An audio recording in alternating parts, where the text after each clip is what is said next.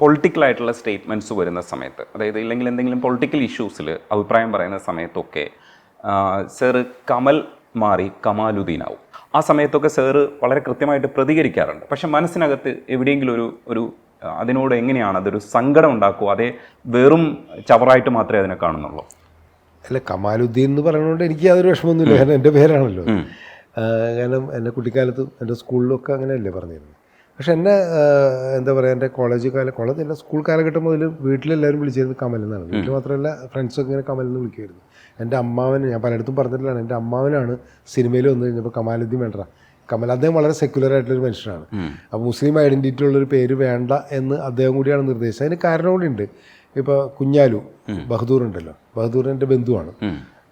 അപ്പോൾ അദ്ദേഹം സിനിമയിൽ വന്നു കഴിഞ്ഞപ്പോൾ തെക്കുറിശിയാണ് അദ്ദേഹത്തിൻ്റെ ബഹദൂർ എന്നുള്ള പേര് ഇടുന്നത്, കുഞ്ഞാലു വേണ്ട എന്ന് പറഞ്ഞിട്ട്. അപ്പോൾ അതുകൊണ്ടൊക്കെ അങ്ങനെയുള്ള ചിലപ്പോൾ സ്വാധീനമായിരിക്കാം.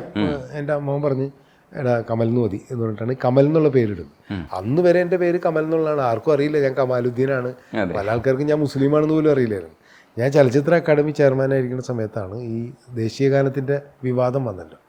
ആ സമയത്താണ് ഈ എന്താ പറയുക, ഇവിടുത്തെ സംഘപരിവാറുകാർ ആണ് എൻ്റെ പേര് കമാലുദ്ദീൻ എന്നാണെന്ന് കണ്ടെത്തുകയും അത് വലിയൊരു സംഭവമാക്കിയിട്ട് അവർ എടുത്തു. ആ സമയത്തൊക്കെ വിക്കിപീഡിയയിൽ അങ്ങനെ തന്നെ കിടപ്പില്ലേ സാറിന്റെ ഫുൾ നെയിം? ഇല്ല, അതിനുശേഷമാണ്, അതിനു മുമ്പില്ല. ആ ഈ ഇൻസിഡന്റിന് ശേഷമാണ് ഇതിലൊക്കെ കമാലുദ്ദീൻ എന്നുള്ള പേരും കൂടി ചേർത്തിട്ട് വിക്കിപീഡിയയിലൊക്കെ വന്നത്. അതിനു മുമ്പില്ല, കമൽ തന്നെ ഉണ്ടായിരുന്നുള്ളൂ. പിന്നെ വിക്കിപീഡിയൊക്കെ അപ്പോഴേക്കാണല്ലോ വളരെ പോപ്പുലർ ആകുന്നത്. അതിനു മുമ്പില്ലല്ലോ, സോഷ്യൽ മീഡിയ ഒന്നും അതിനു മുമ്പില്ലല്ലോ. അപ്പോൾ ആദ്യം മുതൽ അങ്ങനെ തന്നെയാണ്. ഞാൻ പറഞ്ഞു വരുന്നത് വെച്ചാൽ, അപ്പോൾ ഈ സംഘപരിവാറുകാർ അവരുടെ ഈ എന്താ പറയുക ഹെയ്റ്റിൻ്റെ രാഷ്ട്രീയം ഉണ്ടല്ലോ, അതിൻ്റെ ഭാഗമായിട്ട് അത് ഉപയോഗിച്ച് എന്നോട് പാകിസ്ഥാനിൽ പോകാൻ പറഞ്ഞു. അപ്പോൾ ഞാൻ അത്ഭുതപ്പെട്ടതെന്ന് വെച്ചാൽ, ഈ പാകിസ്ഥാനിൽ നമ്മൾ എന്താ ഉറുദു അറിയില്ല, ഒന്നും അറിയില്ല, നമ്മൾ അറിയാത്തൊരു രാജ്യത്ത് നമ്മൾ പോകേണ്ട കാര്യമില്ല എന്നുള്ള തമാശയായിട്ടേ ഞാൻ അതിലെടുത്തിട്ടുള്ളൂ. ഞാൻ എല്ലാവരുടെ അടുത്തും പറഞ്ഞു, ഞാൻ ജനിച്ചു വളർന്ന കേരളം വിട്ടിട്ട് ഞാൻ എന്തിനാണ് പാകിസ്ഥാനിൽ പോണത് എന്ന് പറഞ്ഞ് അതിന് തമാശയാക്കുന്നത്. പിന്നീട് അത് അടൂർ ഗോപാലകൃഷ്ണനോട് അവർ പറഞ്ഞു, MTയോടും പറഞ്ഞു, ഇങ്ങനെ പലരോടും പറയുന്നുണ്ടായിരുന്നു. അപ്പോൾ എനിക്ക് തോന്നി അവരോടൊക്കെ പറയേണ്ടത്. പിന്നെ എനിക്ക് അങ്ങനെ ഞാനിതിനെ കണ്ടിട്ടുള്ളൂ, അല്ലാണ്ട് ഞാനിതിനെ ഒട്ടും സീരിയസ് ആയിട്ട് കണ്ടിട്ടുണ്ടായിരുന്നില്ല ആദ്യകാലത്തൊക്കെ. പക്ഷെ അത് പൊളിറ്റിക്കലി അവർ ഉപയോഗിക്കാൻ തുടങ്ങി. അപ്പോൾ സ്വാഭാവികമായിട്ട് അതിനെ നമ്മൾ ഡിഫെൻഡ് ചെയ്യേണ്ടത് നമ്മുടെ കൂടി ഉത്തരവാദിത്വം. പ്രത്യേകിച്ച് ഞാൻ അക്കാദമി ചെയർമാനായിരിക്കുന്നു. അത് ഇടതുപക്ഷ ഗവൺമെൻറ്റിൻ്റെ സർക്കാർ നമുക്ക് തരുന്നൊരു പോസ്റ്റാണല്ലോ. അപ്പോൾ സർക്കാരിൻ്റെ രാഷ്ട്രീയം, ഇടതുപക്ഷ രാഷ്ട്രീയം, എന്നെ സംബന്ധിച്ചോളം ഞാനും പണ്ട് മുതലേ ഇടതുപക്ഷ രാഷ്ട്രീയം മനസ്സിലുള്ള ഒരാളാണ്. സ്വാഭാവികമായിട്ടും ഇതിനെ ചെറുക്കുക എന്നുള്ളത് എൻ്റെയും കൂടി ബാധ്യതയാണ്. അപ്പോൾ അങ്ങനെ പല ഘട്ടങ്ങളിലും നമ്മൾ അതിനുവേണ്ടി ചെറുക്കാൻ വേണ്ടിയിട്ട് സംസാരിച്ചു. പിന്നെ നമ്മൾ കാണുന്നതാണല്ലോ, കഴിഞ്ഞ കുറേ കാലങ്ങളായിട്ട് ഇന്ത്യ മഹാരാജ്യത്ത് സംഭവിച്ചുകൊണ്ടിരിക്കുന്ന കാര്യം എങ്ങനെയാണ്, എന്താണെന്നുള്ളത് അത് ഞാൻ പ്രത്യേകിച്ച് പറയേണ്ട കാര്യമില്ല. ഇടതുപക്ഷ മനസ്സുള്ള ഒരാൾ, ഒരു പുരോഗമന ചിന്താഗതി, മതേതര മനസ്സുള്ള ഒരാൾക്ക് അങ്ങനെ ചിന്തിക്കാൻ കഴിയുള്ളൂ എന്നാണ് ഞാൻ വിശ്വസിക്കുന്നത്. അങ്ങനെ ചിന്തിക്കാനേ പാടുള്ളൂ എന്നുള്ളതാണ്. പ്രത്യേകിച്ച് ഒരു കലാകാരൻ അങ്ങനെ ചിന്തിക്കാൻ പാടുള്ളൂ. അതിപ്പോൾ നമ്മൾ സിനിമയിൽ തന്നെ കാണുന്നുണ്ടല്ലോ, പലരും അങ്ങനെ അല്ലല്ലോ, അതിനെ വളരെ സങ്കുചിതമായിട്ട് കാണുന്നു, അതല്ലെങ്കിൽ പെരിഫറലായിട്ട് കാണുന്നു. അതാണ് എനിക്ക് തോന്നുന്നത്. ഞാൻ അവരെ കുറ്റം പറയില്ല. അതിൻ്റെ ഡെപ്തിലേക്ക് പോയിട്ട് എന്താണ് ഇന്ത്യൻ റിയാലിറ്റി എന്ന് തിരിച്ചറിയുന്നില്ല. പലരും തിരിച്ചറിയാണ്ടാണ് സംസാരിക്കുന്നതും ഇത്തരം അഭിപ്രായ പ്രകടനങ്ങളൊക്കെ നടത്തുന്നതെന്നാണ് എനിക്ക് തോന്നുന്നത്.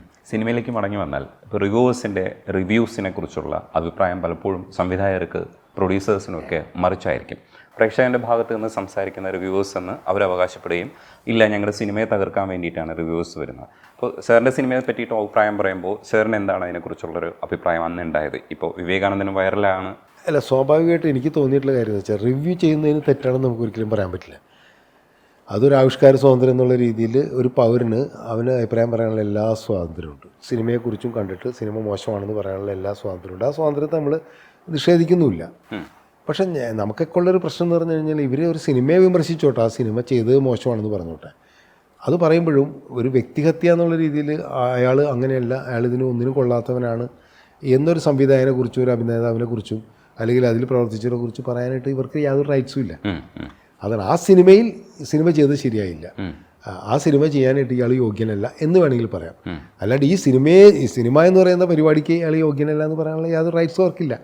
ഇവിടെയാണ് ഇതിൻ്റെ ഒരു ഇത് കിടക്കുന്നത്, കോൺടെസ്റ്റ് കിടക്കുന്നത്.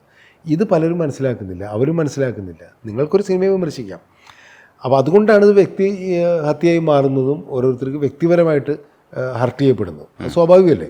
ഇപ്പോൾ എൻ്റെ ഒരു സിനിമയെ നിങ്ങൾക്ക് വിമർശിക്കാം, എൻ്റെ സിനിമ മോശമാണെന്ന് നിങ്ങൾക്ക് പറയാനുള്ള എല്ലാ അവകാശമുണ്ട്. അതിനു മുമ്പുള്ള സിനിമ നല്ലതാണ്, ഈ സിനിമ മോശമായെന്ന് നിങ്ങൾ കമ്പയർ ചെയ്യേണ്ട കാര്യമില്ല. കാരണം വെച്ചാൽ ഒരു സിനിമ വേറെ സിനിമയോട് കമ്പയർ ചെയ്യേണ്ട കാര്യമില്ല, അത് ശരിയല്ലല്ലോ.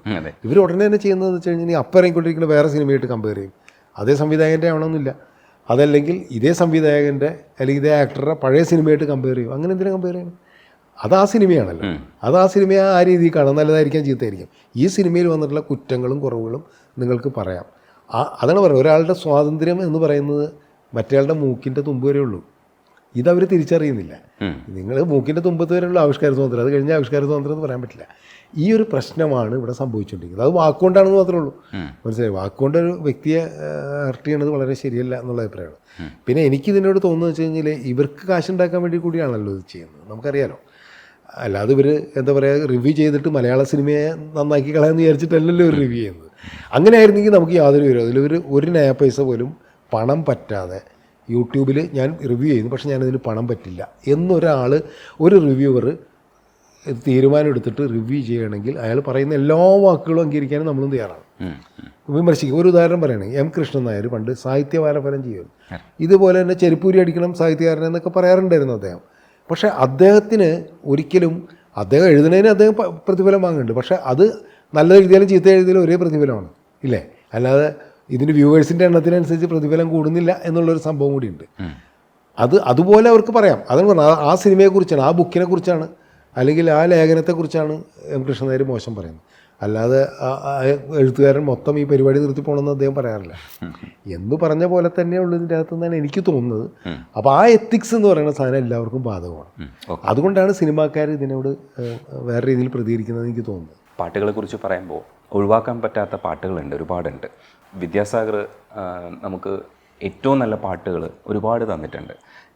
അതിൽ പി ജയചന്ദ്രൻ പാടിയിട്ടുള്ള ഗ്രാമഫോണിലെ എൻ്റെ ഇന്നും വന്നില്ല, അതിനകത്ത് ഇപ്പോൾ തമാശയ്ക്ക് പോലും അതിനകത്ത് ലങ്കി മറിയുന്നോളെ എന്ന് ചോദിച്ചിട്ടുണ്ട്. മധുവർണ്ണ പൂവല്ലേ, നറുനീല പൂമോളല്ലേ, മധുര 17 ലങ്കി മറിയുന്നോളെ എന്ന് പറയുമ്പോൾ എല്ലാവരും അർത്ഥം തേടി നടന്നു. ഈ ലങ്കി മറിയുന്നോളെ എന്താണെന്നുള്ളത് തിളക്കമുള്ള പെണ്ണെന്നുള്ള അർത്ഥത്തിൽ ഉപയോഗിച്ചതാണെന്ന് തോന്നുന്നു. ശരിക്കും ഗിരീശേട്ടൻ അല്ല പാട്ട് എഴുതിയതല്ലേ സാർ? അല്ല, പാട്ട് എഴുതിയ ഗിരീഷാണ്. എൻ്റെ ഒന്നും വന്നില്ല എന്നുള്ള അതിൽ ആ ലങ്കി മറിയുന്നോളെ എന്നുള്ള ആ ഒരു പോർഷൻ എന്ന് പറയുന്നത് എരഞ്ഞോളി മ്യൂസ എന്ന് പറഞ്ഞിട്ട് ഒരു മാപ്പിളപ്പാട്ട് സിംഗറുണ്ട്. അദ്ദേഹം അതിമനോഹരമായിട്ട് പാട്ട് പാടും. മലബാറിലൊക്കെ വളരെ പോപ്പുലറായിട്ടുള്ള ഒരു സിംഗറാണ്. അത് ആ പടത്തിൽ അഭിനയിച്ചിട്ടുണ്ട്. അതിൽ ക്ലാരിനെറ്റ് വായിക്കുന്ന ക്യാരക്ടറുണ്ട് ആ പടത്തിൽ. ക്ലാരിനെറ്റ് വായിക്കുന്നത് അത് ഇദ്ദേഹമാണ് അഭിനയിച്ചത്. അപ്പോൾ ഇദ്ദേഹത്തിൻ്റെ മാപ്പിളപ്പാട്ടുകളൊക്കെ പലയിടത്ത് വെച്ച് ഞാൻ കണ്ടിട്ടുണ്ട്. ഭയങ്കര ഫീച്ചേഴ്സാണ്, പുള്ളിയുടെ ഫേസൊക്കെ ഭയങ്കര ഡിഫറെൻ്റ് ആയിട്ടുള്ള ഫീച്ചേഴ്സാണ്. അപ്പോൾ ഇത് കണ്ടിട്ട് ഞാൻ മൂസാഖാനെ നേരിട്ട് വിളിച്ച് മൂസാഖ അഭിനയിക്കാം. അപ്പോൾ അഭിനയിക്കാനൊന്നും പുള്ളിക്ക് താല്പര്യമില്ല. ഞാൻ പറഞ്ഞു മൂസാഖ ഇങ്ങനെ ഒരു സിനിമയാണ്, വരണം എന്ന് പറഞ്ഞിട്ട് അഭിനയിക്കാൻ വേണ്ടി വന്നതാണ് മൂസാഖ. അപ്പോൾ അതിന് അഭിനയിക്കാനുള്ള കാര്യങ്ങളൊക്കെ സംസാരിച്ച് കഴിഞ്ഞപ്പോൾ ഈ പാട്ട് റെക്കോർഡ് ചെയ്യണമല്ലോ.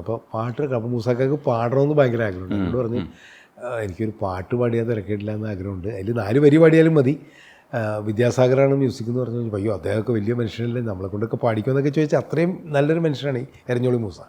അങ്ങനെ ചെന്നൈയിൽ വരാൻ പറഞ്ഞ് ഞാൻ ചെന്നൈയിൽ മൂസാഖാനെ വരുത്തി വിദ്യാസാഗറിനെ പരിചയപ്പെടുത്തി. വിദ്യാസാഗറിൻ്റെ മുമ്പിൽ പുള്ളി കുറേ മാപ്പിളപ്പാട്ടൊക്കെ പാടി. അപ്പം മാപ്പിളപ്പാട്ട് പാടിയ കൂട്ടത്തിൽ പാടിയ പാട്ടാണിത്, അല്ലെങ്കിൽ പറയുന്നുള്ള ആ 4 വരി അദ്ദേഹത്തിൻ്റെ മാപ്പിളപ്പാട്ടാണ്. അദ്ദേഹം സ്റ്റേജുകളിൽ പാടിയിട്ടുള്ള സാധനം. ഇത് നമുക്ക് അങ്ങനെ ഉപയോഗിക്കാമെന്ന് വിദ്യാസാഗർ പറഞ്ഞു. അങ്ങനെ എടുത്ത് അങ്ങനെ ഗിരീഷിനോട് പറഞ്ഞു. ഗിരീഷിനും അറിയാം, ഗിരീഷ് കേട്ടിട്ടുണ്ട്. അങ്ങനെയാണ് ആ ലിറിക്കിൽ അത് ഉൾപ്പെടുത്തിയത്. അത് അദ്ദേഹം തന്നെയാണ് പാടിയത്. ആ സിനിമയിലും അദ്ദേഹം തന്നെ പാടി അഭിനയിക്കുന്നുണ്ട് പോർഷനിൽ. അപ്പോൾ ഞാനും വിദ്യാസാഗറിനോട് എപ്പോഴും സംസാരിക്കുമ്പോൾ ഈ ഹിന്ദുസ്ഥാനി പാട്ടുകളെ കുറിച്ച് എപ്പോഴും പറയാറുണ്ട്.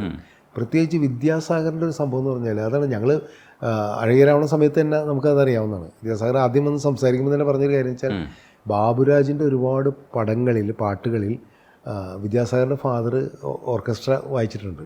അദ്ദേഹം ഒരുപാട് ഇൻസ്ട്രുമെൻറ്റ്സ് വായിക്കുമായിരുന്നു. സന്തൂറൊക്കെ വായിക്കുന്ന ഒരാളായിരുന്നു വിദ്യാസാഗറിൻ്റെ ഫാദർ ഇത് വായിച്ചിട്ടുണ്ടെന്ന് പറഞ്ഞ് ബാബുരാജെ കേട്ട് ഭയങ്കര അടുപ്പമാണ്. നോർത്ത് ഇന്ത്യൻ ഈ കച്ചേരികളിലൊക്കെ വായിക്കാനൊക്കെ പോയിട്ടുണ്ട് വിദ്യാസാഗറിൻ്റെ ഫാദർ.